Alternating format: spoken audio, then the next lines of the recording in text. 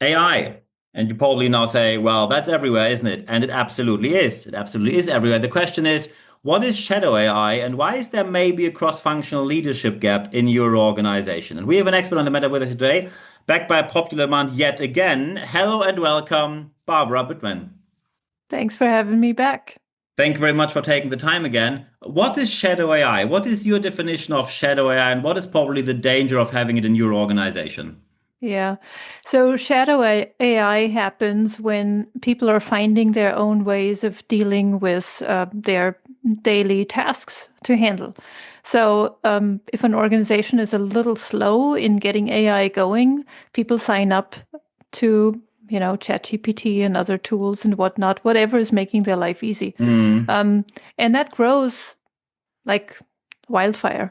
It's really hard to put tabs on it. The only way to do this as an IT person would be to put something in the firewall to block certain websites or Well, what. But then no they one just is go on their doing that. private smartphones Yeah, and then they can do yeah, it from there. So they will exactly. find ways, one or the other. What they probably Yeah, do is they go on their smartphones on Claude, ChatGPT, Copilot, do it there, and then yeah. send it to themselves via email.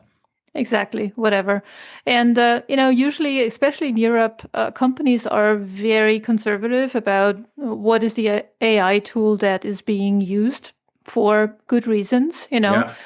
But you also have to find a balance of moving with the times and evaluating what actually makes sense. Hmm. So it also is a matter of bringing the people to the table to actually understand what is the challenge they are handling. Because if you roll out, let's say, Copilot because you're a Microsoft shop, and it's like, oh, yay, this is the AI that we are using, it may not fit the bill for a bunch of people, or they simply don't know how to use it best.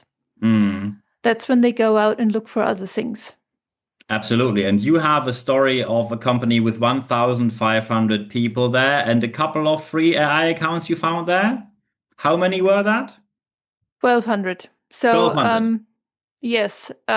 So I did have a stint where I was stepping in as an interim IT person in a company, and I was curious. I'm like, okay, no AI strategy. What are people using? So you can call up OpenAI and actually inquire how many people with the domain ending of the company actually have registered for a free account. And out of 1,500, there were 1,200. Um, so yay, you know. Yeah, well, yay on the one side that people like the product. However, when I sit in HR or let's say legal, I would have sleepless nights over this, especially when there was no formal training and no strategy in place. Oh, absolutely, and nothing in place where it's like this is what's okay to put in there to ask, and this is not. So it's a huge IP risk at the end of the day. It's not Mhm. just an security risk; it's also an IP risk. So that put me in a pickle because it's like, well, if so many people are on, ChatGPT in that case, I need to hustle and get an enterprise license for that. Yeah. And that is a six-digit amount for that, volume of people. So Mhm. basically, if you are a little too slow as a company, it will catch up with you, and then you're forced to step into something that may have not been your first choice. Yeah, absolutely. And of course, now my question is when you now say needs to be a solution, usually people would say, look, it's an IT project. The IT is going to lead through it and the IT is going to figure it out.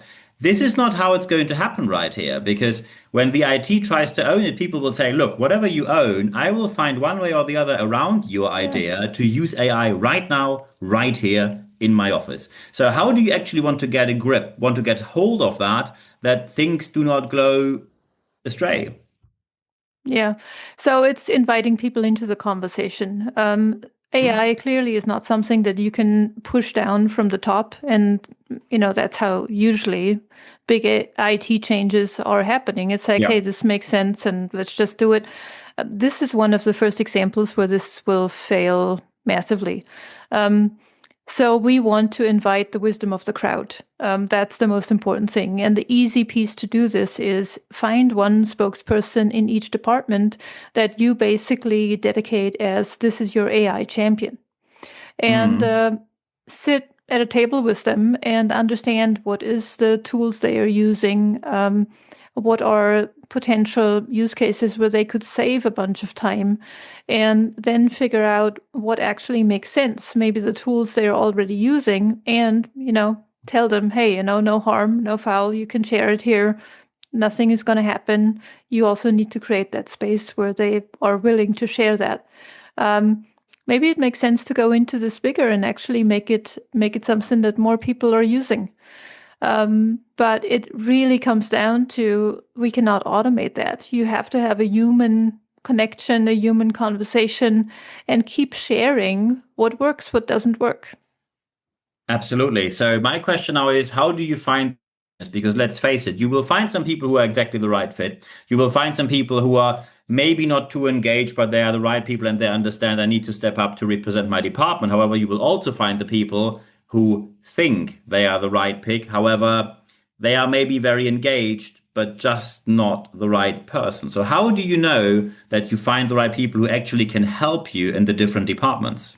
Yeah, it's usually the quiet people. If somebody is in the department and says, me, hey, I got it. Yeah, nah. Yeah. Yeah. Okay.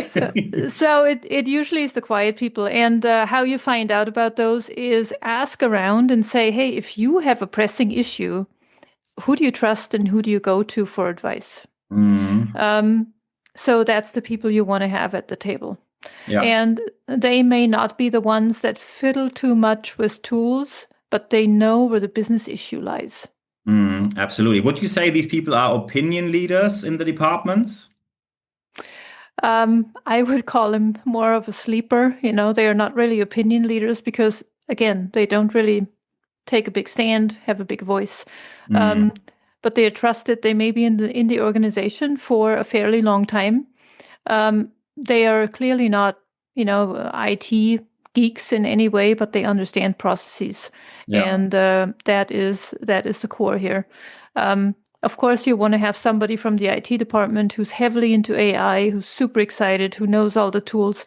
So if you match the crowd who understands business and one who understands the AI world, that's when it gets interesting.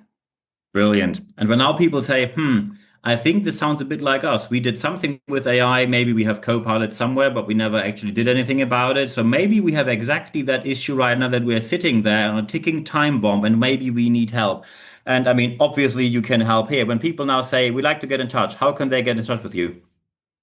Check out my website, digitalwisdom.co. I also have a really interesting calculator tool on there that you can try out to really see if you're not filling these gaps or if you let it sprawl, what is it going to cost you at the end? It's a little bit shocking, the numbers, but hey, try it.